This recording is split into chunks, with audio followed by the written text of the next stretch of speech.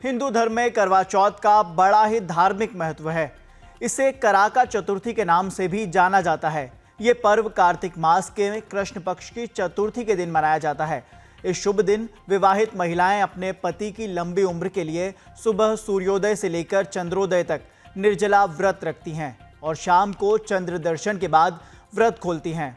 व्रत का पारण महिलाएं अपने पति के हाथों जल ग्रहण करने के बाद ही करती हैं। चंद्रमा को देखना कराका चतुर्थी पर्व के लिए एक महत्वपूर्ण अनुष्ठान माना जाता है। तो चलिए आपको अलग अलग शहरों में चंद्रोदय का समय बताते हैं।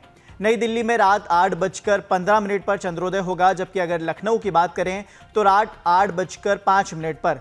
भोपाल में भी चंद्रोदय 8:29 के आसपास का समय बताया गया है। अलीगढ़ में रात 8:13, इसी तरह शिमला में रात 8:07 पर, जबकि जयपुर और पाटन के आसपास की अगर इलाकों की बात करें तो जयपुर में ये 8:26 का वक्त बताया गया है, तो पटना में 7:51 पर। इसी तरह चंडीगढ़ में भी 8:10 का समय बताया गया है, तो नोएडा में 8:14 पर। आप अपनी स्क्रीन पर ये आंकड़े पूरे देख सकते हैं कि किस शहर में कब चंद्रोदय होगा। ये हम आंकड़े खास तौर पर आप ही के लिए लेकर आए हैं। और गुरुग्राम की अगर बात करें तो 8:16 का समय है। मुंबई में 8:59 तक, यानी कि आपको चंद्रमा के उदय के लिए थोड़ा इंतजार करना पड़ सकता है अगर आप मुंबई से हैं।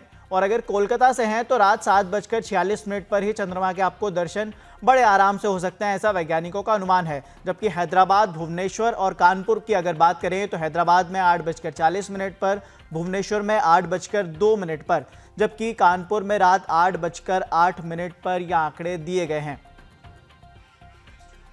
ये तो हुई चंद्रोदय की बात। अब करवा चौथ पूजा का शुभ मुहूर्त क्या है उस पर भी एक नजर डाल लेते हैं।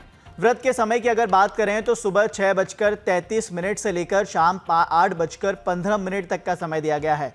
पूजा के समय की अगर बात करें तो शाम 5:36 से 6:54 तक का ये समय बताया गया है पंडितों के द्वारा।